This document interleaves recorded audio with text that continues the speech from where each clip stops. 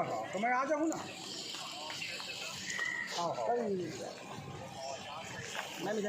Ma'am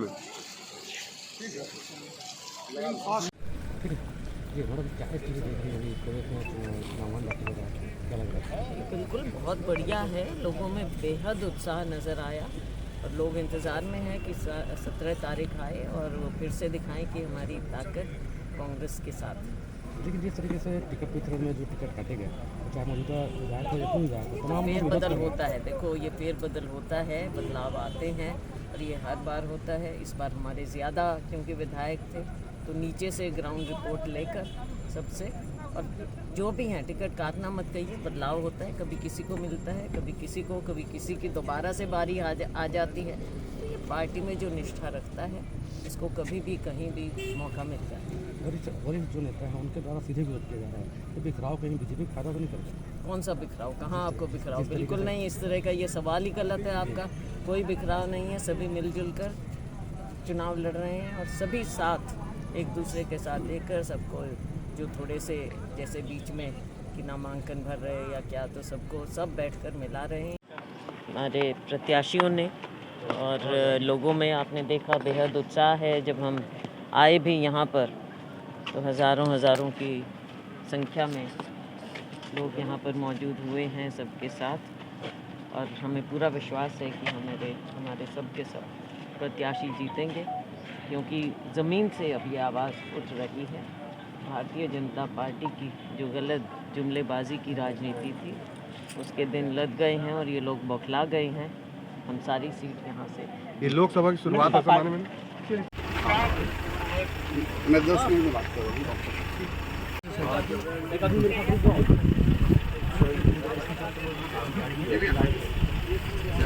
तो ये हो गया, कांग्रेस पूरे छत्तीसगढ़ में बिल्कुल साफ, पूरे छत्तीसगढ़ में वही हालत है जो बैकुंठपुर की आज हालत देखे हो आप लोग। तो चश्मदीद गवाह हो, जो उत्साह, जो ऊर्जा, जो ताकत, जो एनर्जी दिख रही है, परिवर्तन की ललक। अब तो ये आंधी नहीं तूफान बन के पूरे छत्तीसगढ़ में छा गया है और भारतीय जनता पार्टी स्पष्ट बहुमत से सरकार बनाने जा रही है। भूपेश जी के 40 दिन बाकी हैं, अब उनकी वापसी की तैयारी करें।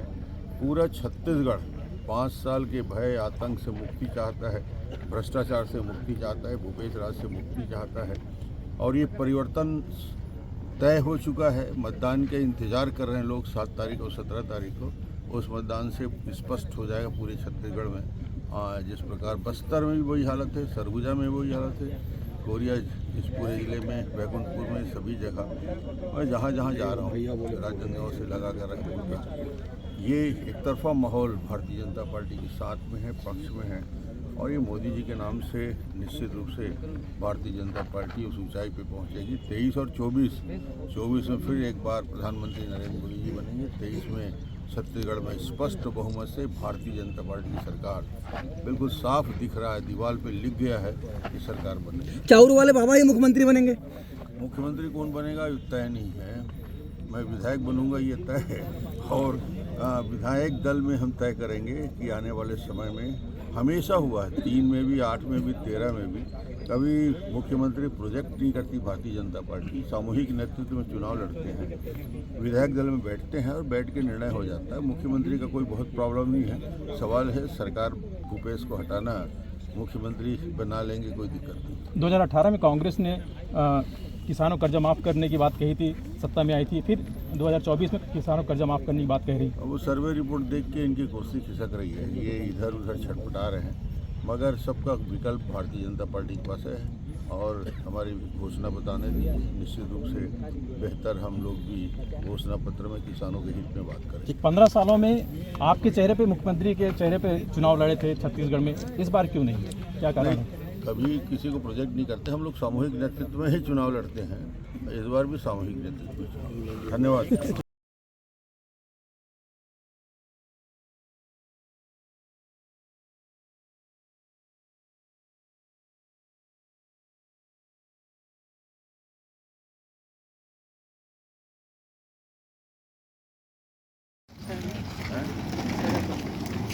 अभी 20 तारीख तक आओगी कुछ? हाँ।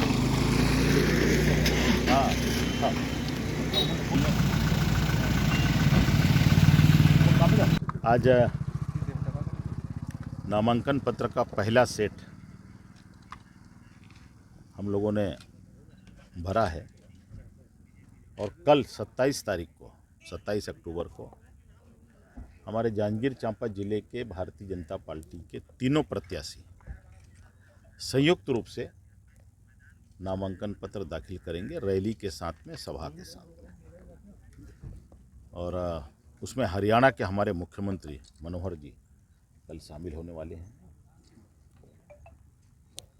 मुख्य अतिथि के रूप में। हमारे प्रदेश के और भी नेतागण उसमें भाग लेंगे।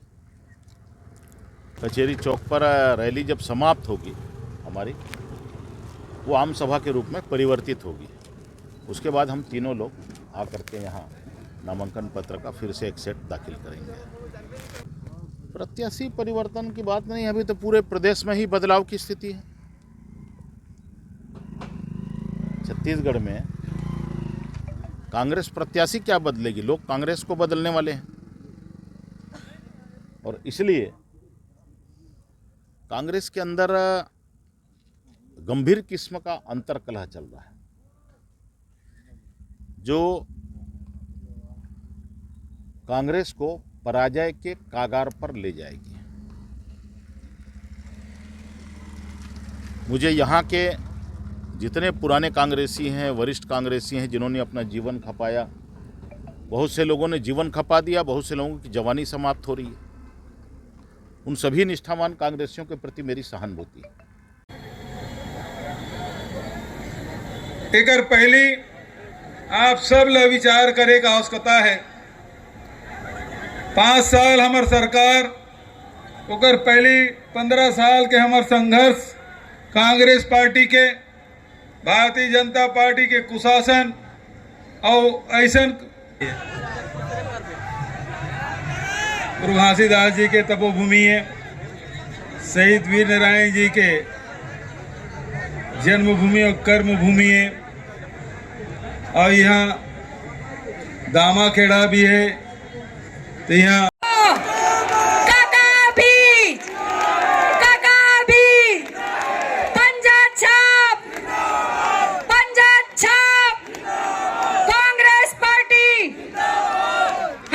हमारे बलौदा बाजार के पूर्व विधायक, बलौदा बाजार में तीनों प्रत्याशी, बलौदा बाजार से शैलेश त्रिवेदी और करडोल से संदीप साहू और इंद्र कुमार साहू, भाटापारा से तीनों के नामांकन रैली में उपस्थित हुआ। जबरदस्त उत्साह लोगों में, और लोगों ने ठाना है कि तीनों सीट भारी बहुमत से जिता के भेजेंगे। ठीक है, भाटापारा में प्रत्याशियों की गुटबाजी भी चल रही है, थोड़ा बहुत सब्जेक्ट किसमें नहीं चलता, लेकिन सब ठीक हो जाएगा। निश्चित रूप से ताकत मिलेगी। पुराने हमारे साथी वादे अभी भी अधूरी है, ये जो उतने भी घोषणाएं हुए हैं मुख्यमंत्री, तो होगा ना, सब काम होगा, क्यों नहीं होगा। सर कर्ज माफी तो सरकार बनाएगी, कर्ज माफी पर नहीं, किसानों को मजबूती से बनेगी। किसानों का कर्ज माफी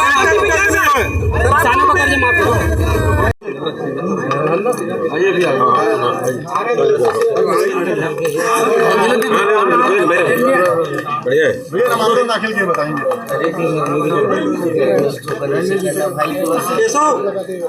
आज हमारे प्रदेश के मुखिया माननीय मुख्यमंत्री श्री भूपेश बघेल जी नामांकन दाखिला के लिए हमारे बीच में उपस्थित हुए। हम लोग को बहुत ही उत्साह का माहौल आज जो इस नामांकन दाखिले के समय में जो दिखा।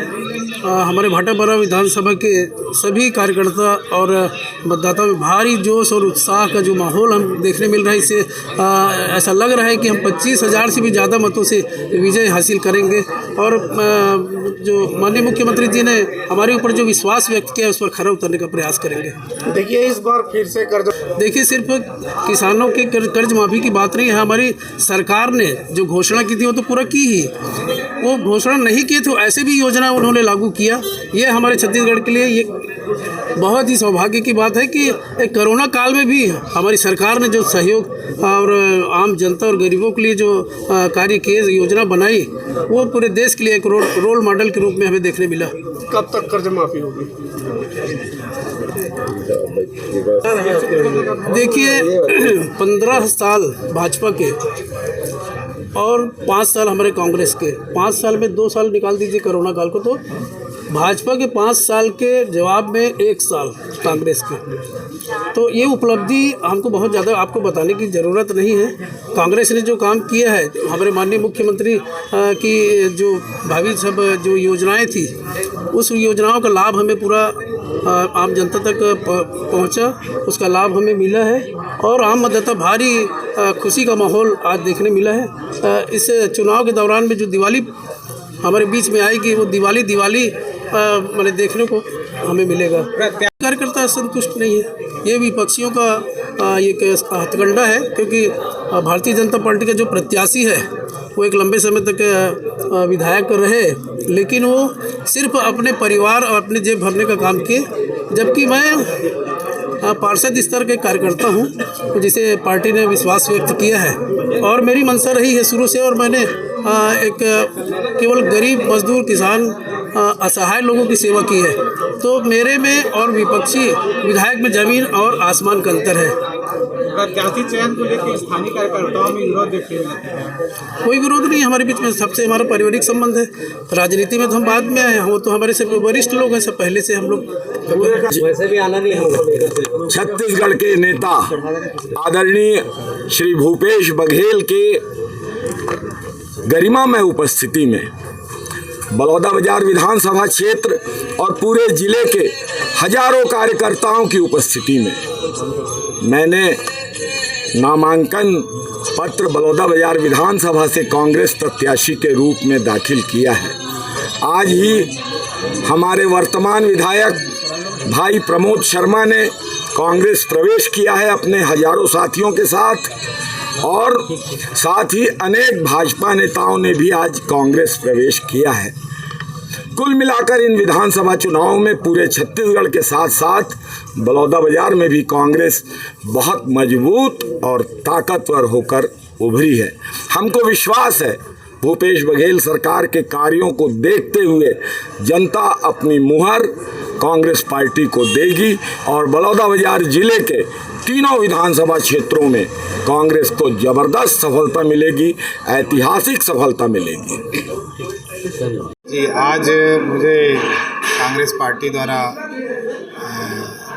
कसडोल विधानसभा 44 से कांग्रेस पार्टी का अधिकृत प्रत्याशी घोषित किया गया और आज मैं अपने समर्थकों और अपने जो वरिष्ठ जन कांग्रेस जनों के साथ यहाँ आके नामांकन प्रस्तुत किया हूँ और आज सभी का आशीर्वाद लेके सभी कांग्रेस पार्टी के जितने पदाधिकारी हैं, हमारे कार्यकर्ता हैं, सभी का आशीर्वाद और प्यार लेके आज से मैं अपने चुनाव प्रचार में निकलूँगा और एक प्रण लूँगा कि जिस तरह वो मुझे और कांग्रेस पार्टी के लिए काम करते हैं, तो जिस दिन मैं विधायक बनूं तो उनके मान सम्मान का ख्याल रखते हुए, एक एक कार्यकर्ता का सम्मान का ख्याल करते हुए पूरे विधानसभा में अच्छे से अच्छा काम करने का कोशिश करूँ। तो राज्य सरकार अकेले इस काम को करेगी, ये माननीय मुख्यमंत्री जी ने कहा है, तो ये मेरे हिसाब से सबसे बड़ी घोषणा है।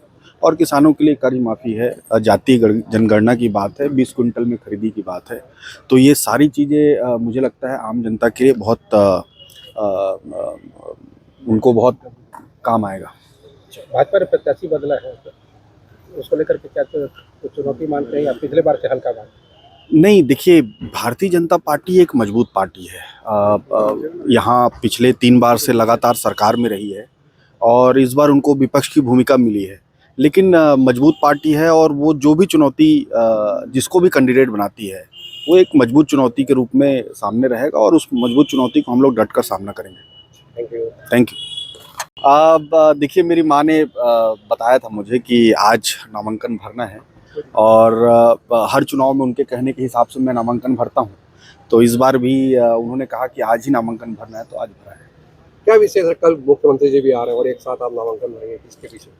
2 सेट कल भरेंगे और माननीय मुख्यमंत्री जी कल आ रहे हैं, तो हम सबका उत्साह बढ़ेगा और सभी कार्यकर्ताओं का।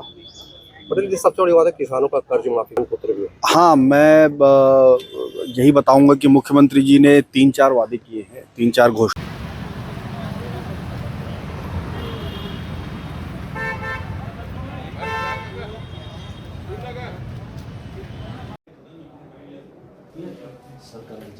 कल देखो जैसा टाइम होगा जरूर। मेरे पास नंबर है आपका, भी बताएं मेरा नंबर आपका 9425072200।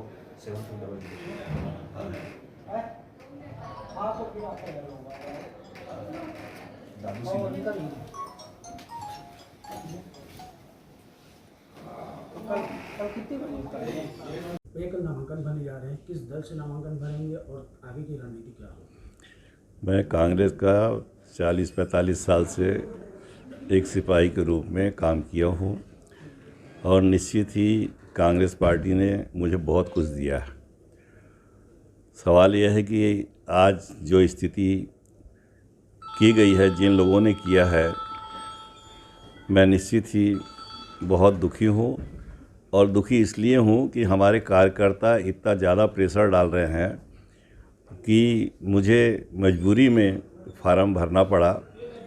और निश्चित ही जहाँ कार्यकर्ता जीवन भर मेरे साथ रहे, उनका कहना मानना तो मेरा मतलब मजबूरी भी है और महत्वपूर्ण बात भी है कि अपने कार्यकर्ता को आज जहाँ 25-30 साल से साथ में काम किया है, साथ में रहे हैं, तो निश्चित ही मैं समझता हूँ कि उनका भी सम्मान करना मेरे लिए स्वाभाविक बात है।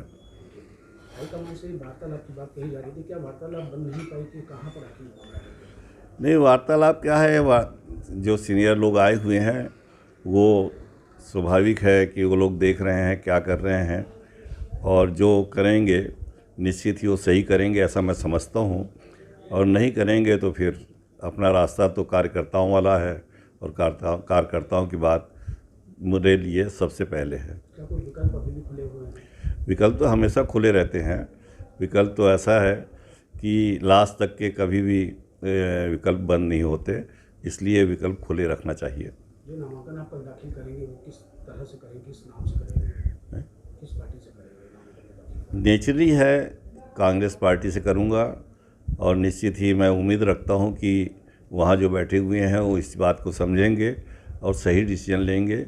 जो लोगों ने यहाँ के लिए डिसीजन लिया, मैं समझता हूँ कि गलत डिसीजन लिया है और जो यहाँ जानते हैं वो सभी लोगों को इस बात का दुख है कि जिस तरीके का डिसीजन हुआ है। हाई कमान को तो नीचे से जानकारी दी जाती है, हाई कमान को कोई सपना नहीं आता, वो अपने निर्णय जो लेते हैं यहाँ के जो लिखा पढ़ी होती है कागज़ों पे, निश्चित ही उस पर।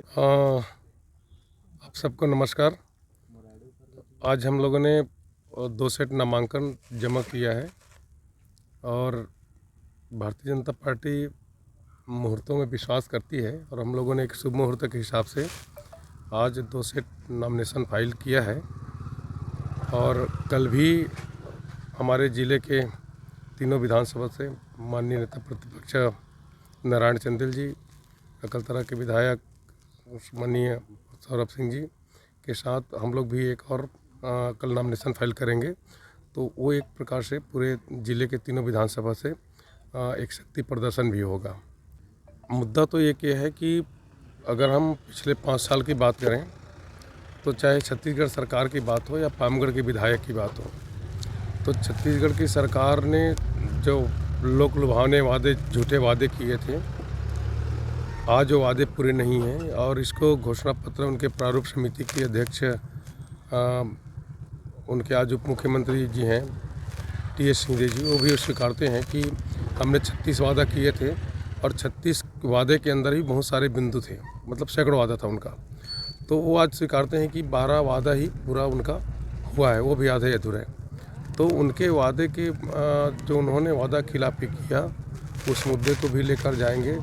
और इन 5 सालों में प्रदेश को जो एक प्रकार से कर्ज में उन्होंने डुबोया और प्रदेश को ATM बना के रखा, तो इन सारे मुद्दों को लेकर हम लोग जनता के बीच जाएंगे। और साथ ही पामगढ़ में देखें तो पामगढ़ में विपक्ष के विधायक होते हुए भी बहुजन समाज पार्टी के विधायक है, वो विपक्ष की भूमिका में कभी नहीं रही, बल्कि सत्ता के साथ उनके साथ सांठगांठ करके मलाई खाती रही हैं। तो और इनके कारण भी क्षेत्र में कोई विकास नहीं हुआ। वो क्षेत्र के विपक्ष के विधायक होने के नाते सरकार के जन विरोधी नीतियों का सड़क पर भी आकर उनको विरोध करना चाहिए था, लेकिन ऐसा उन्होंने कभी नहीं किया। इन मुद्दों को भी लेकर हम लोग जाएंगे। भारतीय जनता पार्टी पूरे छत्तीसगढ़ प्रदेश में अपने अधिकृत उम्मीदवारों के द्वारा 2 दिन नाम निर्देशन पत्र दाखिल करवा रही है। एक मुहूर्त के हिसाब से और दूसरा हमारे जो वरिष्ठ नेता हैं राष्ट्रीय स्तर के, केंद्रीय स्तर के, प्रदेश स्तर के, उनकी उपस्थिति में नामांकन दाखिल किया जाना है। आज पहले चरण का नाम निर्देशन पत्र हमारे तीनों प्रत्याशियों के द्वारा दाखिल किया गया है। कल 27 तारीख को जांजगीर चांपा जिले के तीनों विधानसभा क्षेत्रों के हमारे तीनों प्रत्याशी एक साथ संयुक्त रूप से अपने अपने क्षेत्र के कार्यकर्ताओं के द्वारा अपनी शक्ति का प्रदर्शन करते हुए बड़े धूमधाम के साथ उल्लासपूर्ण वातावरण में और विजय का संकल्प लेके हम नाम निर्देशन पत्र दाखिल करेंगे। हम कार्यकर्ताओं में और क्षेत्र के जिले के मतदाताओं को, जनता जनार्दन को संबोधित करने के लिए हमारे हरियाणा प्रदेश के मुख्यमंत्री सम्माननीय मनोहर लाल खट्टर जी, प्रदेश के अन्य नेता माननीय नारायण चंदेल जी, हमारे नेता प्रतिपक्ष माननीय सौरभ जी जो सर्वोत्कृष्ट विधायक हैं, इन दोनों छत्तीसगढ़ विधानसभा के सर्वोत्कृष्ट विधायकों का भी हमको मार्गदर्शन मिलेगा।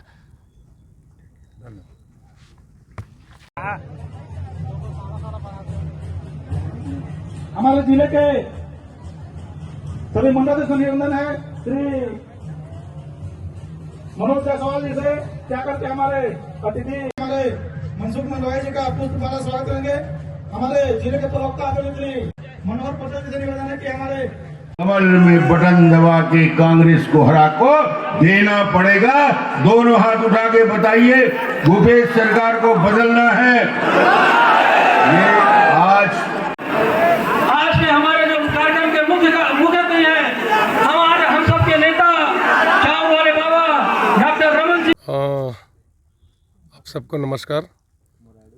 आज हम लोगों ने 2 सेट नामांकन जमा किया है और भारतीय जनता पार्टी मुहूर्तों में विश्वास करती है और हम लोगों ने एक शुभ मुहूर्त के हिसाब से आज 2 सेट नॉमिनेशन फाइल किया है। और कल भी हमारे ज़िले के तीनों विधानसभा से माननीय नेता प्रतिपक्ष नारायण चंदेल जी, अकलतरा के विधायक माननीय सौरभ सिंह जी के साथ हम लोग भी एक और कल नॉमिनेशन फाइल करेंगे। तो वो एक प्रकार से पूरे ज़िले के तीनों विधानसभा से एक शक्ति प्रदर्शन भी होगा। मुद्दा तो एक ये है कि अगर हम पिछले 5 साल की बात करें तो चाहे छत्तीसगढ़ सरकार की बात हो या पामगढ़ के विधायक की बात हो, तो छत्तीसगढ़ की सरकार ने जो लोक लुभावने वादे, झूठे वादे किए थे, आज वो वादे पूरे नहीं हैं। और इसको घोषणा पत्र उनके प्रारूप समिति के अध्यक्ष उनके आज उप मुख्यमंत्री जी हैं टीएस सिंहदेव जी, वो भी स्वीकारते हैं कि हमने 36 वादा किए थे और 36 वादे के अंदर ही बहुत सारे बिंदु थे, मतलब सैकड़ों वादा था उनका। तो वो आज स्वीकारते हैं कि 12 वादा ही पूरा उनका हुआ है, वो भी आधे अधूरे। तो उनके वादे के जो उन्होंने वादा खिलाफी किया उस मुद्दे को भी लेकर जाएंगे। और इन 5 सालों में प्रदेश को जो एक प्रकार से कर्ज में उन्होंने डुबोया और प्रदेश को एटीएम बना के रखा, तो इन सारे मुद्दों को लेकर हम लोग जनता के बीच जाएंगे। और साथ ही पामगढ़ में देखें तो पामगढ़ में विपक्ष के विधायक होते हुए भी बहुजन समाज पार्टी के विधायक है, वो विपक्ष की भूमिका में कभी नहीं रही, बल्कि सत्ता के साथ उनके साथ सांठगांठ करके मलाई खाती रही हैं। तो और इनके कारण भी क्षेत्र में कोई विकास नहीं हुआ। वो क्षेत्र के विपक्ष के विधायक होने के नाते सरकार के जन विरोधी नीतियों का सड़क पर भी आकर उनको विरोध करना चाहिए था, लेकिन ऐसा उन्होंने कभी नहीं किया। इन मुद्दों को भी लेकर हम लोग जाएंगे। भारतीय जनता पार्टी पूरे छत्तीसगढ़ प्रदेश में अपने अधिकृत उम्मीदवारों के द्वारा 2 दिन नाम निर्देशन पत्र दाखिल करवा रही है। एक मुहूर्त के हिसाब से और दूसरा हमारे जो वरिष्ठ नेता हैं राष्ट्रीय स्तर के, केंद्रीय स्तर के, प्रदेश स्तर के, उनकी उपस्थिति में नामांकन दाखिल किया जाना है। आज पहले चरण का नाम निर्देशन पत्र हमारे तीनों प्रत्याशियों के द्वारा दाखिल किया गया है। कल 27 तारीख को जांजगीर चांपा जिले के तीनों विधानसभा क्षेत्रों के हमारे तीनों प्रत्याशी एक साथ संयुक्त रूप से अपने अपने क्षेत्र के कार्यकर्ताओं के द्वारा अपनी शक्ति का प्रदर्शन करते हुए बड़े धूमधाम के साथ उल्लासपूर्ण वातावरण में और विजय का संकल्प लेके हम नाम निर्देशन पत्र दाखिल करेंगे।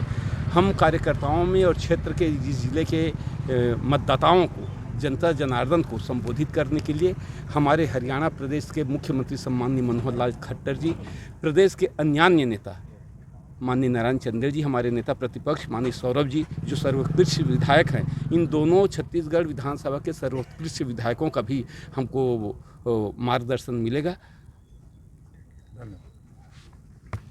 कल मुख्यमंत्री भी आ रहे हैं तो आज नामांकन भरने के देखिए, हम लोग जो है भारतीय परंपरा के अनुसार कुछ रीति रिवाज हैं, उसके अनुसार चलते हैं। और आज बहुत ही हम लोग देवी देवता को मानने वाले हैं और आज शुभ मुहूर्त निकला, इसलिए जो है आज नामांकन भरा गया है। कल हमारे प्रदेश के मुखिया आदरणीय भूपेश बघेल जी आएंगे, उनके नेतृत्व में जो है पुनः नामांकन दाखिल किया जाएगा और भारी जोर शोर के साथ उनके साथ सभा भी होगी, उसमें सब शामिल होंगे। और छत्तीसगढ़ में जो हमारी कांग्रेस की सरकार है, जो अच्छा काम की है, उस नीति को लेकर जो हम लोग जनता के बीच जाएंगे और पुनः जो है एक बार किसानों की सौगात देने हुए हमारे माननीय भूपेश बघेल जी मुख्यमंत्री जी के द्वारा शक्ति में घोषणा किया गया है कि किसानों को कर्जा माफ़ किया जाएगा। और हर वो वर्ग के लिए काम कर रही है हमारी कांग्रेस की सरकार, युवाओं के लिए, किसानों के लिए, व्यापारियों के लिए, शासकीय कर्मचारियों के लिए, सभी वर्गों को लेकर काम कर रही है। इसको लेकर हम लोग सरकार जनता के बीच जा रहे हैं। क्या लगता नहीं खाली एक ही अस्त्र है किसानों को कर्जा माफ करने का, और कोई मुद्दा नहीं कांग्रेस के पास? देखिए, कर्मचारियों का मैंने बताया ना भैया आपको कि कर्मचारियों के लिए हमने काम किया, व्यापारियों के लिए काम किया, हर वर्ग के लिए काम किया है।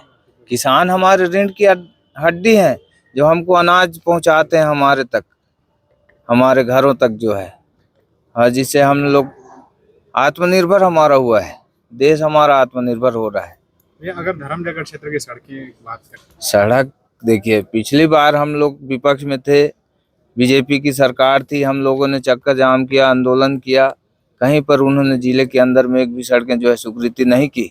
आज हमारी सरकार आई, कांग्रेस के 200 करोड़ रुपए हमारे एक रोड के लिए, मेरे विधानसभा क्षेत्र में 500 से ज़्यादा करोड़ रुपए सेंक्शन हुए हैं, जिसमें जो है गांव से लेकर शहर तक जोड़ने वाले सभी सड़कें जो है बन रही है। बृहद पुल पुलियों का काम हो रहा है, स्कूलों के बिल्डिंगें जो है कितनी जर्जर हो चुकी थी, उन सभी पे जो है काम कर रही है सरकार। जो है आज हॉस्पिटल की बिल्डिंग है, सब पे काम कर रही है सरकार, ऐसे नहीं सड़क पे ही कर रही है, सब विषय पे जो है सब मुद्दे को लेकर काम कर रही है। स्वामी आत्मानंद स्कूल जैसे बृहद बहुत सारे ब्लॉक मुख्यालय में खोले गए हैं, हर वर्ग को लाभ पहुंचाने का काम हमारी सरकार। आपका क्षेत्र आदिवासी बढ़ोतरी है, आदिवासियों के लिए जो है देखिए, लिपि त्रुटियां थी, पिछले बार बीजेपी की सरकार थी, उन्होंने ध्यान नहीं दिया, भटकते रहे जाति प्रमाण पत्र के लिए लोग जो है।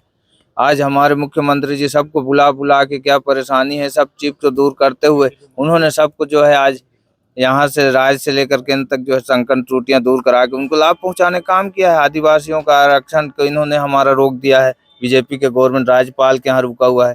आज जो है ये सब चीज जो है ये आदिवासी विरोधी है भाजपा की सरकार। कांग्रेस तो ये योजना कर रही है आदिवासियों सबको लेकर। भाजपा ने अपना प्रत्याशी बदला आपके खिलाफ में, क्या लगता है? देखिए, अब हम काम कर रहे हैं, जनता के बीच में जा रहे हैं, 5 साल खूब मेहनत किए हैं, हमारे सभी कार्यकर्ता काम किए हैं, सभी जो है जनता के हित में काम किए हैं, उसको लेकर जा रहे हैं और जनता जो है उस पर विश्वास पे खरा उतरेगी।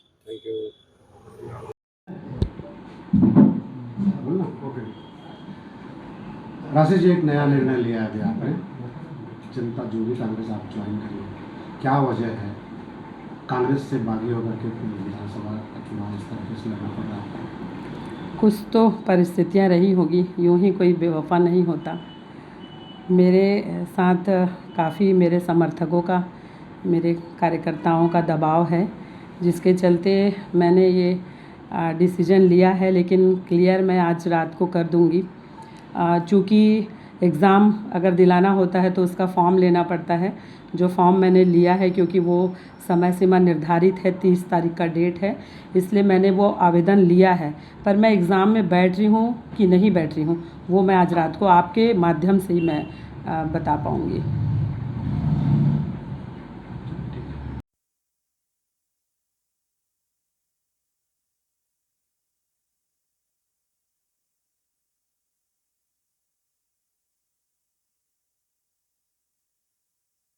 बिना सेनापति के जो है कोई बात है, कांग्रेस में कोई एक आदमी चला जाए तो उससे कोई पार्टी खत्म नहीं हो जाता, उसका नुकसान होगा। वो जिलाध्यक्ष था, हमने बनाया ना, कांग्रेस पार्टी ने बनाया है, अपने बदौलत बन गया है। उसको अवसर दिया, पिछले समय भीतरघात किया, तब भी उसको मौका दिए थे। बनेगा पार्टी, उसे एक कार आने जाने से कुछ फर्क नहीं पड़ता। मैं तो मांग कर रहे कांग्रेस पार्टी से, लेकिन नहीं दिस बाहरी प्रत्याशी लदिस तो मैं निर्दलीय लड़े और आवेदन आज लेके आ चुके हूँ। अभी वर्तमान में आप कौन से पद में? मैं अभी जिला पंचायत में सभापति हूँ। कहाँ लगते जो निर्दलीय प्रत्याशी वह ओकर नाम से मैं निर्दलीय लड़े के मुन बनाए हूँ और आवेदन लेकर आए हैं आज। तो बहुत समर्थन मिला थे, हर आदमी से, हर पार्टी से समर्थन है। अब बोला पार्टी लेवल जाने बगावत समझे चाहे कुछ भी समझा, जनता से तो मैं निवेदन किया था, हाथ जोड़ा था और सबके प्रणाम करा था कि एक बार कहडोल विधानसभा से विधायक के लिए अपन मत लमल देवा और कहडोल विधानसभा के विधायक बनावा, ताकि मैं हर मूलभूत सुविधा के, हर समस्या के आपसे सबसे मिल के मैं अपन निदान कर सकूँ, ऐसे मोर उम्मीद। समस्या है कि हर जगह रोड की समस्या है, बिजली की समस्या है, पानी की समस्या है। हमार कहडोल बलार बांध ला हमेशा से आवाज़ उठाता आते हुए कि बलार बांध के नदी में जोड़ के बोला ये किया जाए और बलार बांध के उद्धार किया जाए, ताकि सब किसान ला पानी मिल सके, सबके फसल भरपूर हो सके, ऐसे उम्मीद।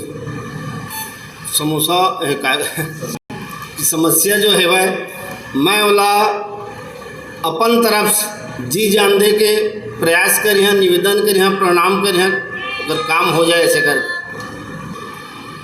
काम जो सरकार की री से वो सही री से है, हम उनके मन से हमला खुश री से है। उद्देश्य तो ये है ना, मूलभूत जो सुविधा है वो सब लोग मिल जाए, सबके विकास हो, सबके काम हो।